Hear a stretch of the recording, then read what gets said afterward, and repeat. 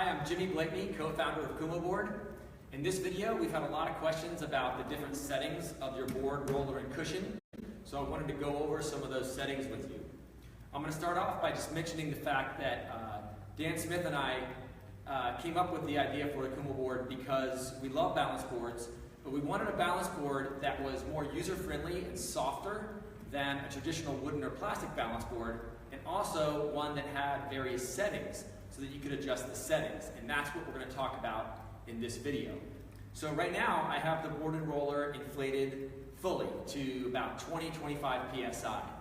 This is the traditional balance board setting. This is what you can do with a wooden or plastic board that doesn't have adjustability. But with a Kumo board, you can certainly use it just like this. So I have them fully inflated, and now at this pressure, the board and roller are very rigid, and it's a very fast, flowy balance board experience. So from there, you can adjust the settings on both of these to reduce the pressure, obviously, because right now they're fully inflated. And that really changes the performance. So we'll keep it first with just the balance board and roller side of things. What I've done, I've taken another board, another roller with lower pressure. But first I'm going to show you one of the basic settings. You can see the board has a rocker in it. So what I can do is just flip the board upside down. Just by doing this and putting it on the roller, now it's capturing the roller because it's curved downwards. So this is making it more user-friendly for when you're starting off because it's less likely to slide out from under you. So that's a nice option for when you're learning. And you can apply that at various pressures.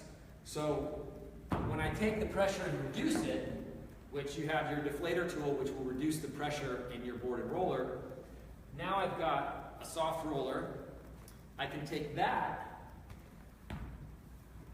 and use it together with my rigid board. And this is really actually one of the most unique things about the Kumo board, is that with the soft roller and the rigid board, you get both dynamic and static balance. So what I mean by that is you get the dynamic balance of rolling like a normal balance board, but I'm also able to go heel to toe, right? So this heel to toe motion that I'm able to achieve with the lower pressure roller, it's really good for sports like surfing, snowboarding, skateboarding, where you have to have edge control, where you have to put your board on edge and hold it there. For example, if you're on a catwalk snowboarding and you have to hold your edge, this is a great way to train for that because I can hold my edge like this and roll back and forth at the same time. So that's a really cool setting for board sport training. And it gives you that dynamic balance and the static balance, heel to toe.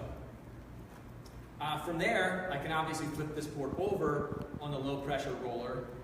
And from there, to make it even easier, so if you're starting out, what I recommend is reducing the pressure of your roller. You can drop it to like 8 psi, even a little bit lower. You'll know because you'll be able to just feel the roller. It's really not a lot of pressure inside the roller. I also have the board that's really soft right now. So I've reduced the pressure in the board probably to only about 10 psi. Now what I can do, this is a really good setting to get started. The board and roller are both low pressure right now. So when I get on the board, you'll see that the board will flex. That's okay. What I'm doing here is I'm keeping the ends of the roller low to the ground so that if I do become unstable or start to fall, it's much closer to the ground. I have a lower center of gravity. You'll also notice that when I'm doing this, the board is curved, and because it's lower pressure, it's curving even more. Because of that low pressure, it's bending a little bit, so it's slowing everything down. Then from here, I can flip it over. This will make it a little bit more challenging, and the board will still bend. You can see that it bends. But what's interesting is that it changes based on the rider size. So James, can I see you for a second, bud? So I have a smaller rider here, and you'll see that when he gets on this board and roller, he is going to not be bending the board at all because he's lower weight. So obviously it's going to depend on your size. Thanks, James. Nice job, buddy. So that's the low pressure board and roller. Now we'll move to the cushion. So when it comes to the cushion, if you're not ready for the roller, you can use the cushion. And right now I have the cushion, this cushion inflated to a low pressure. I have this one inflated a lot fuller. This is just inflated using a mouth inflation valve right here. So at low pressure, take the board, grab it in the middle, align it with the cushion. This is actually very challenging to keep balanced and not let the ends touch. And this is at a low pressure cushion. This is really, really good fitness exercise for all your stability muscles and your lower body. It's really, really challenging, even at the lower pressure. If you want to make it easier, you can bring your feet together. And when your feet are together, it becomes a little bit easier. So from there, to add more challenge, I can use a higher pressure cushion with the board, my feet spread apart, and now this is very challenging to keep balanced. And again, narrower feet will make it a little bit easier. And also you can use the board upside down in that configuration. So those are a lot of the different balance board settings. Now I want to go through a few of the different uses of the board as a fitness tool. So this whole set is really a balance system. And you can use this balance system as part of your fitness routine. And I use it for my workout. And let me just start out by saying I am no fitness expert. I am a fitness enthusiast. So the things that I'm explaining to you here are just things that work for me, but certainly consult your fitness expert when it comes to anything official or critiquing my form. But what I do, I like to use the board as a step. So just the board by itself is great as a step. It's a very small step, obviously. But what's nice about that is you can actually do a lot with it, because I'll use it for my sit-ups, where I get on the board, and it's just the right size, where when I'm doing sit-ups, I can get just a little bit lower with my hips and my shoulders. And also, a lot of the exercises I do for surfing, I'm stepping off the board, so I'm adding a little bit more difficulty to these kind of exercises. So it's just a nice step in that regard. From there, this is also, just to mention the board by itself, it's a great tool for physical therapy and also as a standing desk cushion. So those are two uses that are separate from this. Obviously the board by itself, it has a little bit of rocker, so it has a little bit of play in it for your standing desk. And also, with the lower pressure board, as you reduce the pressure, it actually becomes more challenging for physical therapy, for ankle and knee rehab type of exercises.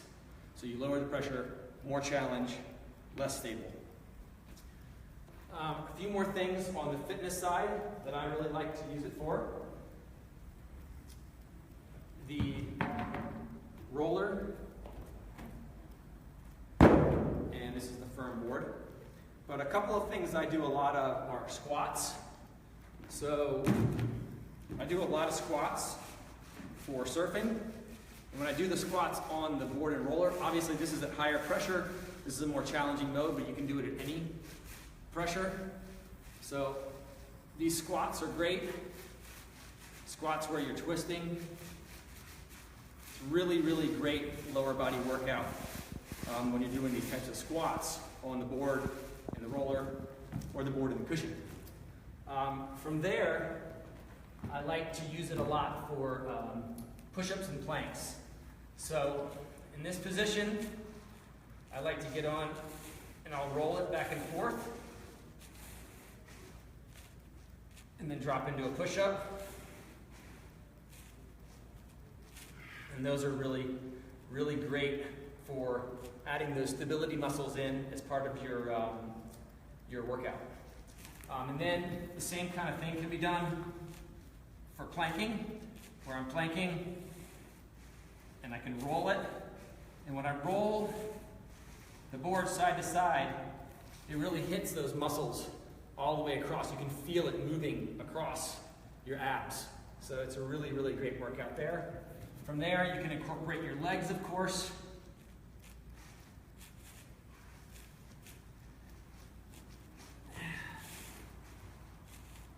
And any kind of variation of plank.